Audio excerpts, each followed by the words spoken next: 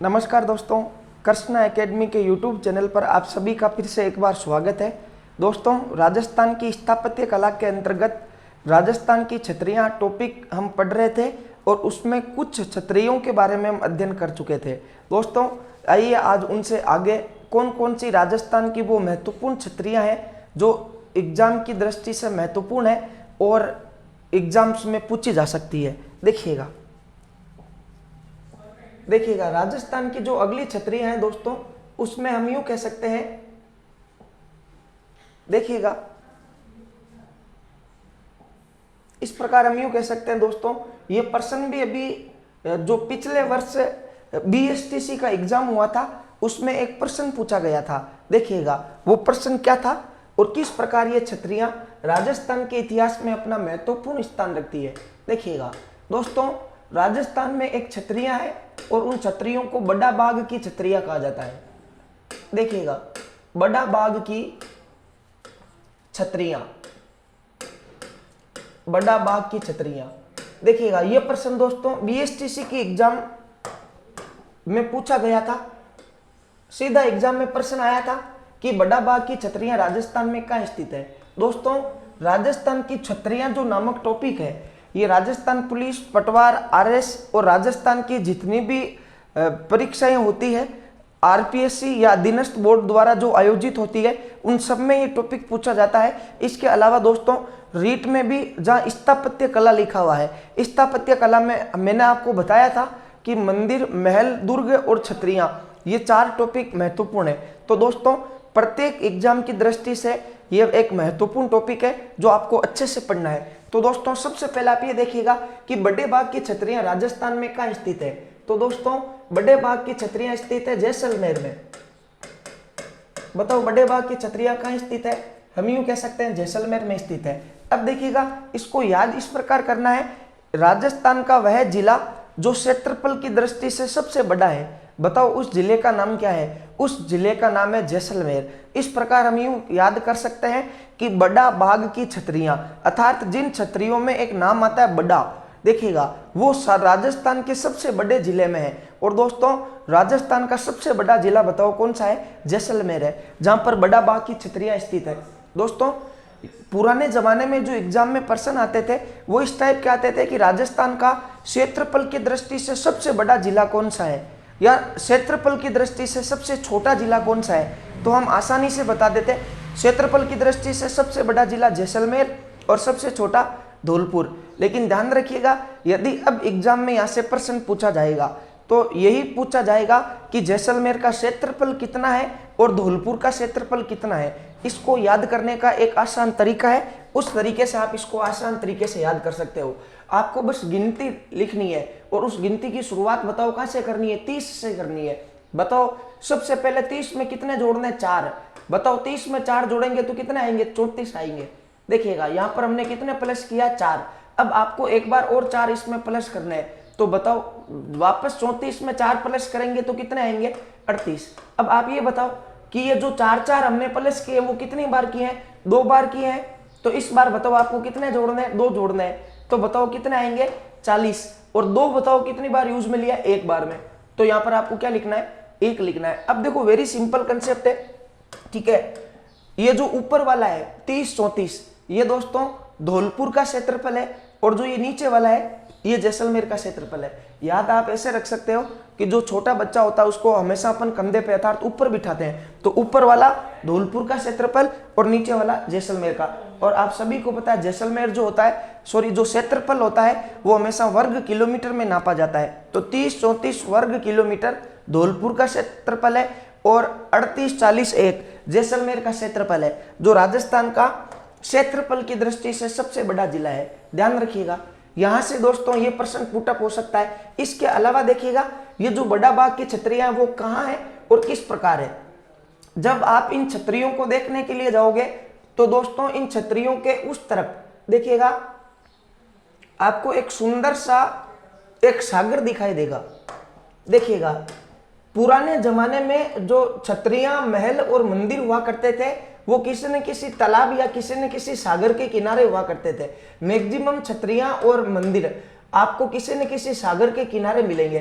देखिएगा जो बड़ा बाग की छतरियां हैं ये दोस्तों जेत सागर तालाब के किनारे स्थित है।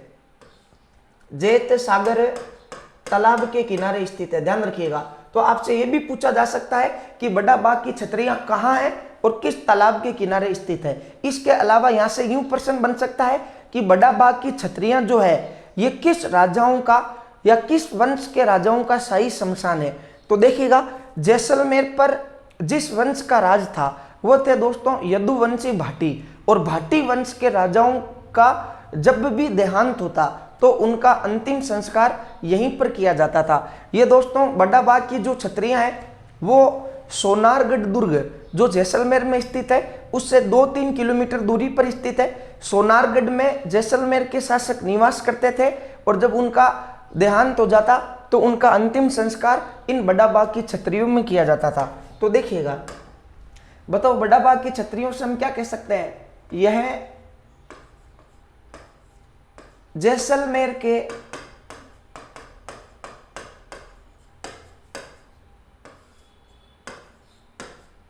भाटी वंश के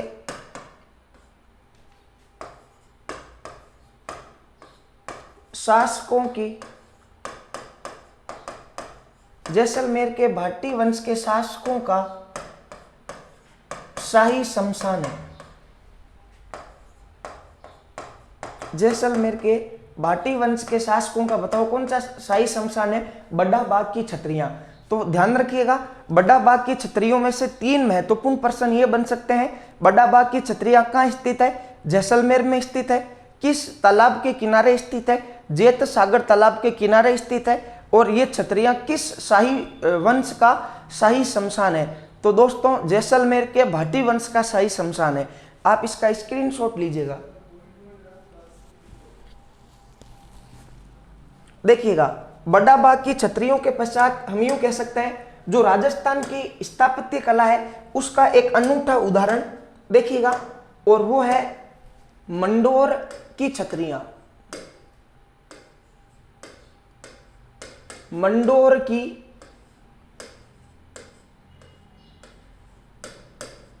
छतरियां देखिएगा, इन्हीं को मंडोर की छतरियां, इन्हीं को राजाओं के देवल, राजाओं के देवल या दोस्तों इन्हीं को पंचकुंड की छतरियां कहा जाता है। पंचकुंड की छतरियां देखिएगा, पंचकुंड की छतरियां।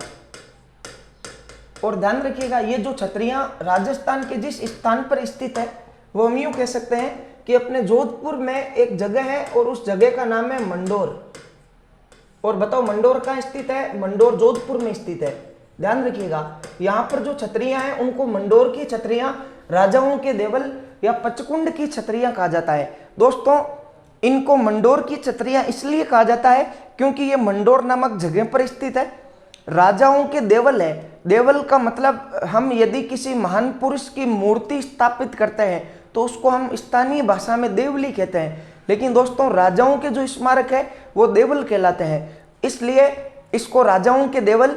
और मंडोर में भी ये छतरियां जिस जगह पर है उस जगह का नाम है पंचकुंड, इसलिए उसे पंचकुंड की छतरियां कहा जाता है। देखिएगा वेरी मोस्ट इंपॉर्टेंट इसमें क्या है, अपने राजस्थान में एक रियासत हुआ करती थी और उस रियासत का नाम था मारवाड़।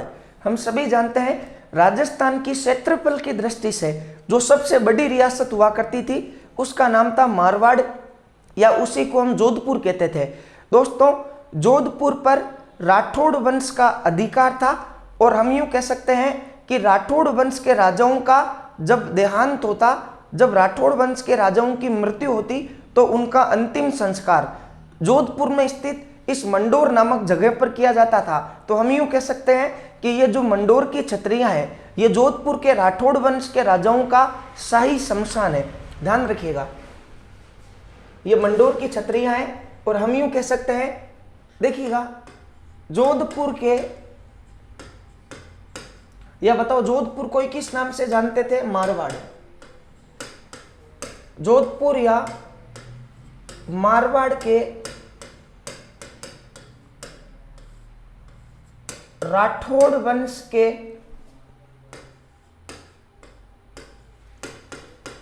शासकों का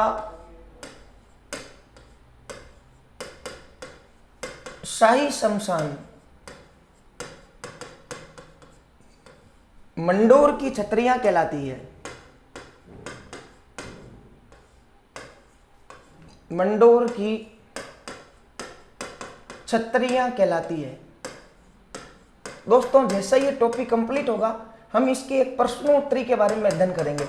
देखिएगा एक अच्छा प्रश्न यहां से जो बन सकता है इस प्रकार का कि निम्नलिखित में से कौन सा विकल्प असत्य है, तो उसमें आपको ये मिल सकता है जैसे गेटोर की छतरियां, उसके समक्ष मिले आपको जयपुर के कच्छावा वंश के राजाओं का शाही शमशान, देवी कुंड की छतरियां, बीकानेर के राठौड़ वंश के राजाओं का शाही शमशान, बड़ा बाग की छतरियां, जैसलमेर के भाटी वंश के राजाओं का शाही शमशान और मंडोर जोधपुर के राठौड़ वंश के राजाओं का शाही शमशान। इस प्रकार के प्रश्न यहाँ से बन सकते हैं। तो आपको इनको अच्छे से याद रखना है कि किस रियासत के राजाओं का अंतिम संस्कार कहाँ होता था और उन राजाओं के शाही शमशानों को किस नाम से जानते हैं। तो दोस्तों जो बड़ा बाग की हम यूँ कह सकते हैं मंडोर की छतरियाँ हैं, ये जोधपुर के राठौड़ वंश के राजाओं का शाही शमशान हुआ करता था। अब देखिएगा इस छतरियों में अलग और क्या विशेषता है।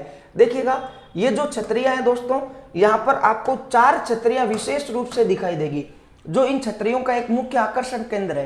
देखिएगा दोस्तों मंडोर की छतरियों में जो सबसे पहली छतरी है वो आप ध्यान रखिएगा, पहली छतरी है राव चूड़ा की छतरी। मंडोर की छतरियों में सबसे पहली छतरी बताओ किसकी है? राव चूड़ा की छतरी।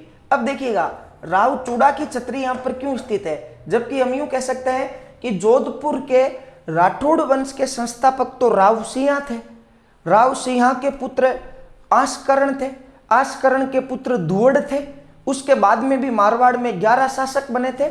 उसके बाद में हम यूं कह सकते हैं कि जोधपुर के शासक जिस प्रकार की राव सल खां, मल्लीनाथ के पुत्र थे, हम यूं कह सकते हैं बीरमदेव का पुत्र हम यूं कह सकते हैं राव चूड़ा था। तो इसके पहले के शासकों की छतरियां कहां पर स्थित है, तो आप ध्यान रखिएगा पहले जोधपुर के राठौड़ वंश के राजाओं का जो राजधानी है वो दोस्तों पाली हुआ करती थी, लेकिन सबसे पहले मंडोर दुर्ग को जिसने जीता था उसका नाम राव चूड़ा ही था। उस समय मंडोर दुर्ग पर गुर्जर प्रतिहार वंश का अधिकार था और गुर्जर प्रतिहार वंश का अंतिम शासक इंदा प्रतिहार था। इंदा प्रतिहार अपनी पुत्री का विवाह राव चूड़ा से करता है और प्रतिहार यहीं से राठौड़ों के सामंत बन जाते हैं। ध्यान रखिएगा, तो वहां का शासक कौन हुआ? फिर राव चूड़ा हुआ और यहीं पर राव चूड़ा का देहांत होता है और यहीं पर अंतिम संस्कार होता है। इसलिए दोस्तों इन छतरियों में पहली छतरी राव चूड़ा की छतरी है। इसके पश्चात देखिएगा इन छतरियों में देखिएगा राव चूड़ा के 2 पुत्र हुए थे। बड़े पुत्र का नाम था रणमल और एक था कान्हा। कान्हा अत्याचारी प्रवृत्ति का था, इस कारण कहा जाता है कि करणी माता ने उसका वध कर दिया था। लेकिन ध्यान रखिएगा यहाँ पर जो दूसरी छतरी है वो है राव चूड़ा के बड़े पुत्र रणमल की छतरी। रणमल की छतरी ध्यान रखिएगा, जो राव जोधा के पिता थे, रणमल की छतरी। इसके अलावा दोस्तों इन्हीं छतरियों में जो महत्वपूर्ण छतरी है वो है राव जोधा की छतरी। राव जोधा की छतरी। लेकिन देखिएगा यदि आप इन छतरियों को कभी देखने जाओगे तो दोस्तों इन छतरियों में से आपको एक छतरी ऐसे दिखाई देगी जो सबसे बड़ी छतरी है। और यही एग्जाम की दृष्टि से एक महत्वपूर्ण प्रश्न बनता है कि मंडोर की छतरियों में जो जोधपुर के राठौड़ वंश का शाही शमशान है, सबसे बड़ी छतरी कौन सी है, उस छतरी का नाम बताओ। तो दोस्तों ये जो सबसे बड़ी छतरी है वो है महाराजा अजीत सिंह की छतरी। बताओ मंडोर की छतरियों में सबसे बड़ी छतरी किसकी है? अजीत सिंह की छतरी। ये वही अजीत सिंह है जिसके लिए दुर्गादास राठौड़ ने औरंगजेब से खूब वर्षों तक संघर्ष किया था और अंतिम रूप से इनको 1707 ईस्वी में जोधपुर की गद्दी पर बिठाया था। दोस्तों ऐसा कहा जाता है कि जब अजीत सिंह की हत्या हुई, अजीत सिंह की हत्या इन्हीं के बड़े पुत्र अभय सिंह ने की थी। देखिएगा इनके 2 पुत्र थे, एक का नाम था अभय सिंह और एक का नाम था बख्त सिंह। अजीत सिंह की हत्या बड़े पुत्र अभय सिंह के कहने पर छोटे पुत्र बख्त सिंह ने की थी। और ऐसा कहा जाता है कि जब अजीत सिंह का अंतिम संस्कार हो रहा था मंडोर की छतरियों में, तो इनके साथ में कई बंदर, कई मोर जलकर राख हुए थे, और राजस्थान का एकमात्र ऐसा शासक जिसके साथ में कई रानियां, कई प्रदायितें, कई पासवानें सती हुई थी, अर्थात जिस राजा के साथ सर्वाधिक रानियां सती हुई थी उसका नाम क्या था? अजीत सिंह था। या इस प्रकार का प्रश्न भी आ सकता है कि उस शासक का नाम बताओ जिसकी चिता में मोर और बंदर भी जलकर राख हो गए थे, तो उनका नाम बताओ क्या था? अजीत सिंह था। और इनकी छतरी मंडोर की छतरियों में सबसे बड़ी छतरी है, सबसे बड़ी छतरी है। और इन्हीं की चिता में जलकर कौन राख हुए थे? मोर और बंदर हुए थे। आप दोस्तों इसका स्क्रीनशॉट लीजिएगा।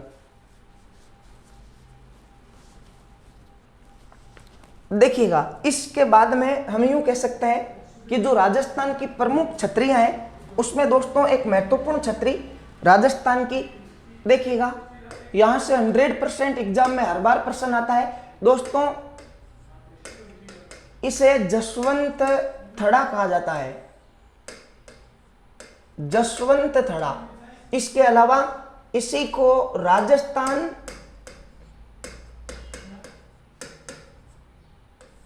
व मारवाड़ का ताजमहल भी कहा जाता है, राजस्थान व मारवाड़ का ताजमहल। और दोस्तों ध्यान रखिएगा, इसी को मिनी ताजमहल भी कहा जाता है, मिनी ताजमहल। और ध्यान रखिएगा, यह भी आपसे यूं पूछ लिया जाए कि ये राजस्थान में कहां स्थित है, तो दोस्तों ये स्थित है जोधपुर में। बताओ ये भी कहां स्थित है? जोधपुर में स्थित है। अब देखिएगा, इसको जसवंत थड़ा क्यों कहा जाता है, या इसी को राजस्थान व मारवाड़ का ताजमहल क्यों कहा जाता है, या इसी को मिनी ताजमहल क्यों कहा जाता है, इसके बारे में अपन अध्ययन करेंगे। सबसे पहले आप ये देखिएगा, इस छतरी को देखने से स्पष्ट होता है कि इस छतरी का जो निर्माण है वो दोस्तों सफेद संगमरमर से हुआ है। ये मारवाड़ की एकमात्र ऐसी इमारत हुआ करती थी जिसका निर्माण सफेद संगमरमर से हुआ था। और दोस्तों जिस प्रकार ताजमहल का निर्माण मुगल बादशाह शाहजहां ने अपनी बेगम मुमताज की याद में करवाया था, तो हम यूं कह सकते हैं कि ताजमहल एक तरीके से क्या है? ताजमहल एक कब्रिस्तान है। उसी प्रकार दोस्तों ये जो जसवंत थड़ा है इसका निर्माण भी जोधपुर के एक शासक थे सरदार सिंह, उन्होंने अपने पिता जसवंत सिंह सेकंड की स्मृति में इसका निर्माण करवाया था। और सफेद संगमरमर से निर्मित है। जब चांदनी रात होती है तो दोस्तों यहाँ का जो मनोरम दृश्य बनता है देखने का, दूध या रोशनी में, साक्षात ऐसा अनुभव होता है जैसे हम स्वर्ग में विराजित हैं। तो इसलिए बताओ, देखिएगा इसका जो निर्माण है वो जसवंत सिंह सेकंड की स्मृति में करवाया गया था, इसलिए इसको जसवंत थड़ा कहा जाता है। इसलिए यह सफेद संगमरमर से निर्मित है और किसी की याद में बनवाया गया था, इसलिए इसको ताजमहल कहते हैं। और यह ताजमहल कहाँ स्थित है? मारवाड़ में स्थित है। और इसी को राजस्थान का ताजमहल भी कहा जाता है, और इसी को मिनी ताजमहल, क्योंकि मिनी का मतलब होता है छोटा, तो बड़ा ताजमहल तो आगरा में स्थित है, और ये कौन सा? मिनी ताजमहल स्थित है। ध्यान रखिएगा, इसके बारे में आपको कुछ चीजें महत्वपूर्ण जाननी है। देखिएगा, पूर्णतः सफेद संगमरमर से निर्मित है,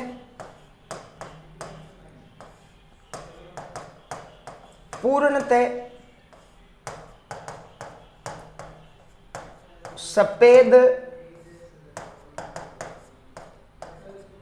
संगमरमर से निर्मित है। ध्यान रखिएगा, और सफेद संगमरमर से निर्मित होने के कारण ही इसको क्या कहा जाता है? मारवाड़ का ताजमहल कहा जाता है, या राजस्थान का ताजमहल कहा जाता है। आपसे यूं पूछे कि इसका निर्माण किसने करवाया था, तो दोस्तों ध्यान रखिएगा, जोधपुर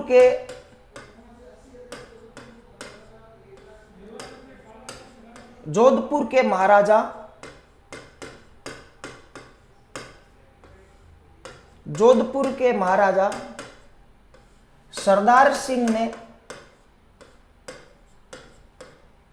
अपने पिता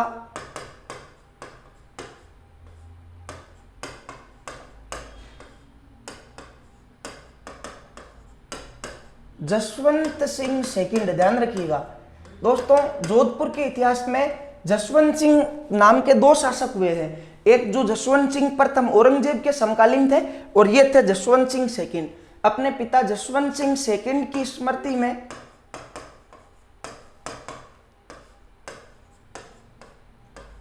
इसका निर्माण करवाया। और ध्यान रखिएगा इस जसवंत तड़ा का जो निर्माण है ये दोस्तों 1906 ईस्वी में करवाया गया था, 1906 ईस्वी में करवाया। तो यदि आपसे यूं पूछा जाए कि जसवंत तड़ा किसने बनाया था, तो ध्यान रखिएगा जसवंत तड़ा जोधपुर के महाराजा सरदार सिंह ने अपने पिता जसवंत सिंह सेकंड की स्मृति में 1906 में बनाया था। इसके अलावा देखिएगा एक बात और क्या है जो एग्जाम्स में यहां से पूछी जा सकती है। दोस्तों ध्यान रखिएगा इस जसवंत तड़ा को भी मारवाड़ के राठौड़ वंश के राजाओं का शाही शमशान कहा जाता है, क्योंकि इस जसवंत तड़ा के अंदर आपको जसवंत सिंह सेकंड का स्मारक दिखाई देगा। लेकिन दोस्तों जसवंत सिंह सेकंड के बाद में जो भी जोधपुर के राज परिवार के सदस्य का देहांत हुआ उन सब का अंतिम संस्कार जसवंत तड़ा के आसपास ही किया गया। इस कारण इसे भी मारवाड़ या जोधपुर का शाही शमशान कहा जाता है। तो बताओ मारवाड़ या जोधपुर के शाही शमशान कितने हो गए? दो, एक मंडोर की छतरियां और दूसरा जसवंत तड़ा। देखिएगा राव चूड़ा से लेकर जसवंत सिंह सेकंड के पहले पहले राजाओं का अंतिम संस्कार मंडोर की छतरियों में हुआ है और जसवंत सिंह सेकंड से लेकर अभी तक जोधपुर के राज परिवार में यदि किसी भी सदस्य का देहांत होता है तो उनका अंतिम संस्कार यहीं पर होता है, ध्यान रखिएगा। इसलिए आपको यह भी पता होना चाहिए इसे भी मारवाड़ के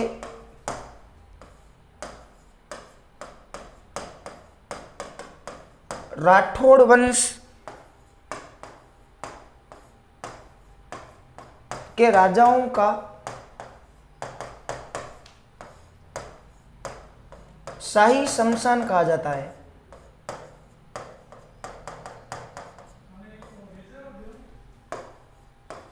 शाही शमशान कहा जाता है, ध्यान रखिएगा। ये कुछ बातें हैं जो आपको जसवंत तड़ा से दोस्तों याद रखनी है। जैसे कि इसे मारवाड़ के राठौड़ वंश के राजाओं का शाही शमशान कहा जाता है। इसका निर्माण सरदार सिंह ने 1906 में अपने पिता जसवंत सिंह सेकंड की याद में करवाया था। और इसे जसवंत तड़ा मारवाड़ का ताजमहल, राजस्थान का ताजमहल या मिनी ताजमहल के नाम से जानते हैं। आप इसका स्क्रीनशॉट लीजिएगा।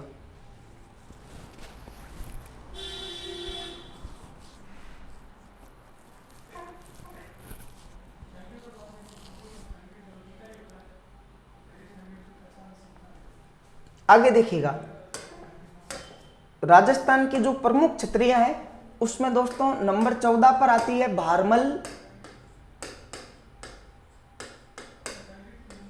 व